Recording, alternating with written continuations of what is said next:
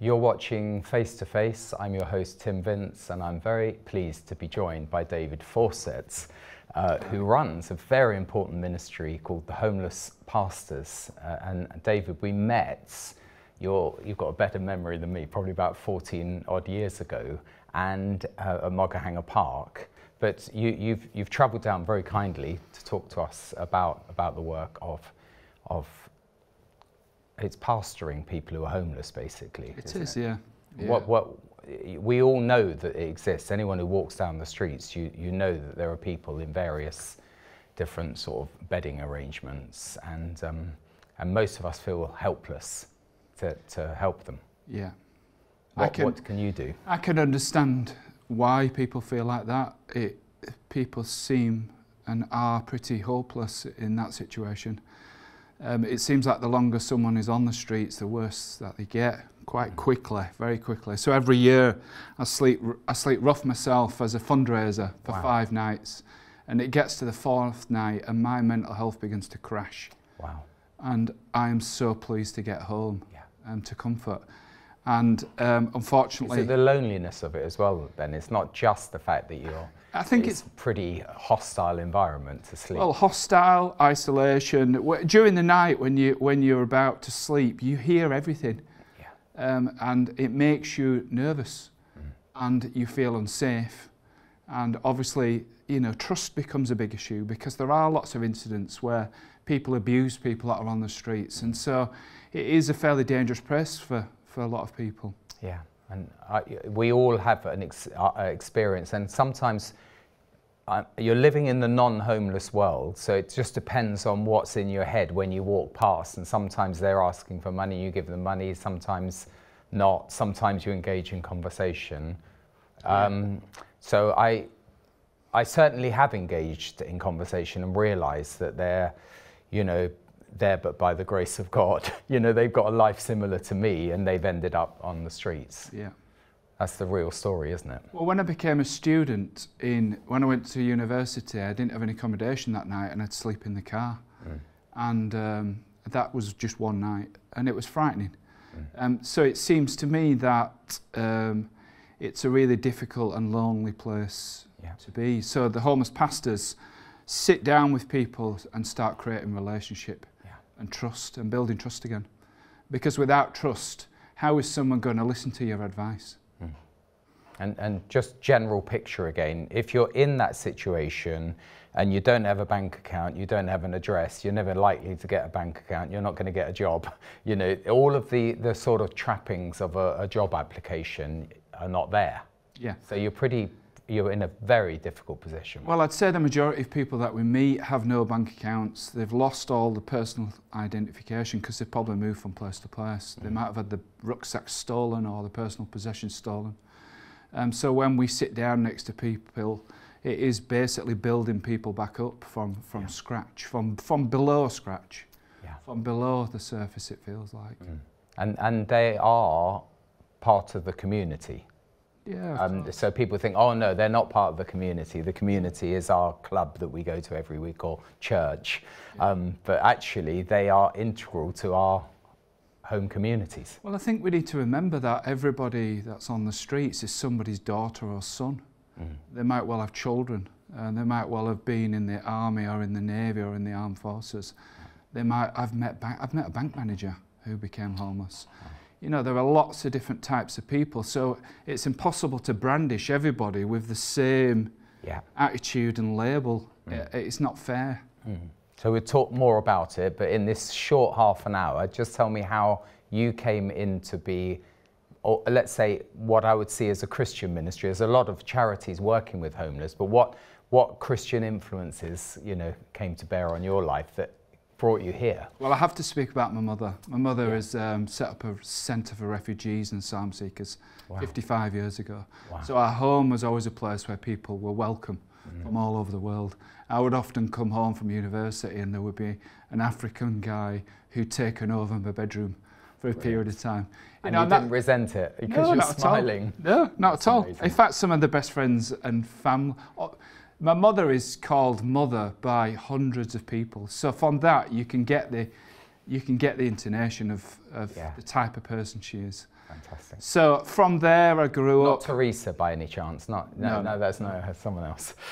Mother Teresa. So as I was growing up, I had a desire to become successful, so I started a film production company actually, and I ran that for 17 years. Wow. I was at home, washing up, minding my own business, and I felt God audibly call me to become a homeless pastor. I ran outside, I was trying to trace where the voice had come from. So over the period of the next couple of weeks, I decided to sell my business. In that 2 weeks, the business was really blessed. So when I sold the business, I could afford to buy a couple of houses to put homeless people in. Then I discovered that putting people into a home is not always the solution to the problem. The 4 walls are they are homeless, but inside 4 walls. Right. So all the same behaviours, all the same challenges, but just inside a house. So I realised I need to create a homeless charity to support these people to get well. Wow. And that was part of the journey. So I created Happy Days UK in 2014. Wow. That has since grown into a large charity in our area. It has the homeless night shelter, it has a big food bank, a social supermarket, it has houses for 105 people. We were given 78 flats, praise God. And it was incredibly blessed along the journey. Now, do folks know, and did they know your mother's Christian motivation? Do the folks, when you set up these houses, do they know why you're doing it, or do they don't care? The majority of people don't. I'll be honest. Yeah, no. The majority of people didn't find Christianity all that relevant in their situation. No, sure. So I felt a duty. As I was going along in the charity, the Happy Days UK, I realised over a period of time that God was still calling me to be a homeless pastor. Yeah. And I'm like, well, what do you want? What is it I need to do in order to fulfil my calling? And I realised that God was talking about being a father to the homeless. So I decided to leave that charity in April last year. Wow. It was a difficult thing to do, because when you create something, you feel like it's your child. Yeah. And you have to hand it over to a group of people, and yeah, it's worked out really well. The charity is still thriving. It's doing really well. And then I started to discover what the homeless pastors means. What is God calling me to do? So firstly, I start going out and outreach into the local town on my own to start with, and then I started taking a few people who are trained up. So outreach is a big part of what we do. And then I created a light group, because what I'd actually missed was the face-to-face contact with the people. I was called to help the people myself. And so I hired a local cafe, Christian Cafe. Amazing. And I started getting people into the cafe. And the first time we did it, we put out a certain amount of chairs, 15 chairs, and 15 people came, and then 20 odd people came. And now it's in a place where it's sort of people are standing room only. We're going to have to expand that. And each week what we do, we tackle 3 key areas. We tackle recovery from addiction. Yeah. Addiction is a huge problem, and growing nationally in a big way. And being legalised, almost. So there's this sort of subliminal nod to say it's all right to smoke, whatever. Well, and worse. Crack and heroin in our area in Yorkshire has shot through the roof. And what we're concerned about is a new drug from America, because drugs seem to come in from America, which is Crystal Meths, which hopefully never hits the UK in the same way as it does in America. Wow. So we tackle addiction, we tackle mental health, because during the lockdown, people's mental health began to deteriorate, people became very isolated. What happened on the streets, by the way, with the COVID lockdowns? Everyone else is, in professions or travelling and the like, so they understand lockdown. But if you're on the streets, you're on the streets. Yeah, what did they do about the people on the streets? A lot of the local councils and charities opened up during that period to allow people into hostels and other organisations. I'm definite that the solution wasn't perfect. No. There were lots of people still on the streets, which must have been very disconcerting. and frightening, I would have thought. So, and loss of life. Yeah, so Happy Days, not protected. Happy Days opened its doors 24/7 for the duration of lockdown and made a superb difference. Yeah. When one thinks of homelessness, you think of big charities, you know, whatever it is, Crisis at Christmas, let's say, or what's the other one, Shelter, you know, some of these big homeless charities. Do you work with them? Yeah, of course. Yeah. We tend only to hear about them at Christmas time, actually. Well, one of the challenges with some organisations is they're not prepared to work with everybody.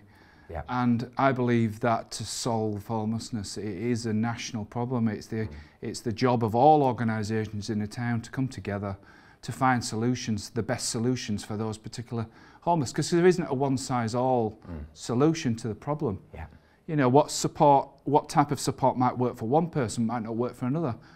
And when you mix into that poor mental health and addiction, it becomes really challenging to try and say to a homeless person, okay, we want you to get well, we want you to get off the streets. You know, it's not, if someone's been in addiction or badly abused all of their young life and then hit addiction and then suddenly are addicted for 20, 30 years, which is the case with some of the people I'm working with, you can't just wave a wand over the person and assume that they're going to be okay. You know, there's a long journey for them to, and also there's people trip up along the way, as we all do. Yeah, definitely, I know.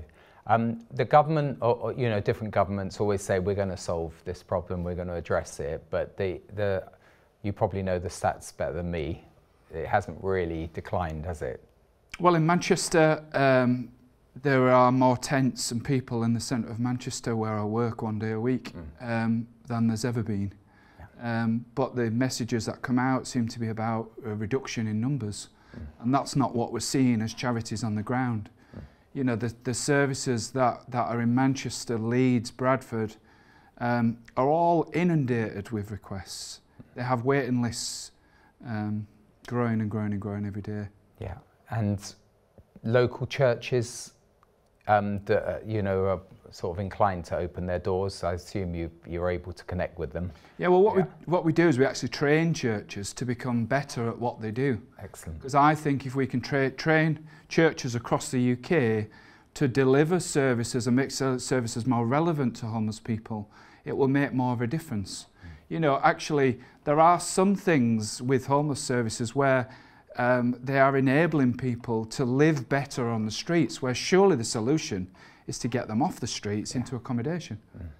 You know, feeding people is wonderful and much needed, but it's not the solution to the problem. No, no. I just give you a couple of instances where through my life I've encountered folks. When I was a student, you know, you see a bunch of homeless people, and then being sort of naive, I thought, well, how can I help them most? And so take them out for a bite to eat. And I remember there were 4 ones, just had fish and chips. And they, as you said, they each had a different story, and some of them very wealthy. But for me, the common theme is society's broken down, families are broken down, divorce, you know, you've got both sides, you know, splitting whatever, or one ending up with nothing. And so there are deeper underlying issues, but you are dealing with, as it were, the problem. But can you comment a little bit about how we've got into this position? Well, it strikes me that since the 50s and 60s, neighbourhoods have broken down. Housing associations have worked tremendously hard around the UK, and I've worked with lots of them to try and create better neighbourhoods. The challenge being is the fundamental concept of Jesus' message was love the Lord your God with all your heart and love your neighbour as yourself. So fundamentally where we need to get to is loving our neighbour as ourselves, and that includes Frank, who's laying in the street. We need to get to it, but but they've completely rejected loving God, so there's no basis for loving your neighbour as yourself. Well, that's the reason why I created the light groups as a response to that. So the third element within the light groups is Jesus. We are undeniably proud of the fact that we love Jesus, and we believe that Jesus is the answer to communities, to the problems in our communities. So we're starting to see the light groups, which is part of the homeless pastors, growing across the north. We're now in 6 different cities and towns, delivering light groups to nearly 200 people. We're seeing people want to come to faith because they are beginning to understand over a duration of time that faith and recovery and good mental health leads to a healthy lifestyle. Yeah. So the great thing is people get baptised at the faith, they get welcomed into the churches, and then the acceptance from the family again of, oh, you are my son. Because for years they've been set apart from the family, their own children, because of the problems of the addiction. Yeah. So love thy neighbour in respect to getting people into the local church, and the church are wrapping around these people, which is a beautiful thing. Wonderful, wonderful. Because there's another experience I've had on the odd occasion. I've been out, you know, with a guitar. I don't play, but with people singing and just trying to do outdoor witnesses. Yeah. That most of the respectable world are not in the slightest bit interested. They're all walking, you know, with their shopping and all the worries of life. But the folks who are maybe on drugs or have problems with alcoholism or are homeless, you can engage. They're more interesting to talk to, put it that way. It can probably get a little bit chaotic, I would imagine. A little bit what? Chaotic. Oh yeah, no, totally chaotic, and there's obviously shouting, you know, and there's joking and jostling. But you know, if you're someone who's given up, let's say, an afternoon or a morning, it's quite nice to at least have someone who's listening to you. Well, it's about relationship. It's about crossing those barriers, isn't it? If I can create a relationship with Frank, if he can build trust in me, if I can get him along to a light group which helps him to recover with his mental health and get him into a recovery house or into addiction services, I can then... Maslow's hierarchy of needs says we need to fulfil the basic needs, which are shelter, accommodation, food and clothing. So fulfill those first in love, and then start to work with that person to help them to build the life back together. Some of the best people that I know are the people who once were street homeless. I know some amazing people who have built really strong friendships. Yeah, wonderful. Okay, so you've got the happy days, the homeless pastors, and you work in Manchester. You're based in Yorkshire. How is it growing? The need is growing, but in terms of your network, where do you actually cover? Well, as a person, I know I can get things done. I'm a Yorkshire doer. And I can make things happen. My challenge is that I want to walk with God. I want to fulfill God's will in my life. So I've only waited until people have contacted me. And so far, we're creating homeless pastors in Blackpool, Blackburn, Burnley, Colne, Nelson, Leeds, Bradford, Halifax, Manchester. And it's not meant to be a northern thing. No. I just think it's probably as far as... I'm going to caricature our stereotype now. They all seem like towns that are cold and wet. I've lived up there, by the way, and I love the community spirit, but that's a harsh environment, isn't it? Yeah, there are. Some of the areas, especially Nelson, is a difficult environment. It's almost mountainous, isn't it? Yeah, well, it's very dark. Lots of the mills didn't do us an awful lot of favours because they built awful tall structures, lots of terraced housing. Which lots of it hasn't been cleaned, so you create dark, grimy streets.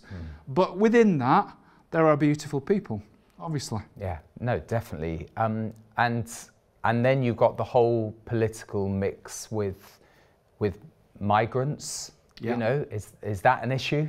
Yeah, well, as part of being a homeless pastor, we do drop-ins into organisations that are already supporting the homeless and migrants. And just in Nelson, which is where I work in the drop-in, huge numbers. St Philip's Centre in Nelson, huge increase in the amount of asylum seekers which are designated to that area, which makes it very difficult. It puts a real pressure on the local charities to provide food, clothing, accommodation, support, legal advice. I mean, the numbers have grown probably tenfold in the last 6 months. For the numbers that they're looking after in that area. But it's not just there, it's all over the country, you know. And for me, obviously my mother set up a refugee and asylum seeker centre and ran it for 53 years. I believe that they deserve as much love as anybody else. Yeah. They are my neighbour. Some of my best friends are asylum seekers and refugees, and I try to support them as much as I can. And is there, it doesn't appear to be a pathway for them though? Well, it's very difficult because there's a bottleneck when it comes to the amount of solicitors who will take on legal cases, and the amount of charities who can actually give legal advice up to a certain level. You know, there's a place called the St Augustine Centre in Halifax. They are inundated with people. You know, they've got a case file of perhaps 100 people per worker. Wow. Well, it's very difficult to make a huge impact into that. Yeah. But the good news is, hopefully things are going to start changing. You know, if we're going to start loving people and respecting people, and the organisations that are helping us having to grow. And the local government funding isn't there, so there isn't any framework, is financial framework. No, there isn't. So it's down to, a few punters. Good fundraising. Yeah, really. And is there a support base for that, or is it just at Christmas time? There is. Yeah. I think it's difficult because the far right send out negative media, and a lot of the propaganda in newspapers is not helpful. No. You know, I did my thesis from a film degree about the media's portrayal of Freddie Mercury, for example. Yeah. And when Freddie Mercury died, the day after it said "Killer Freddie gets his just desserts." Really? On a national newspaper. Really? And then the day after, they realised that public support was for Freddie. And the next day it was "King Freddie will live in our memory forever." Well, if it's sounds like Robert Maxwell. You know, it is so fickle. Terrible. And populist, yeah. There was a story in a local newspaper. It said, "Asylum seeker ate my donkey." Yeah. Freddie Starr ate my hamster. Something like that, I remember.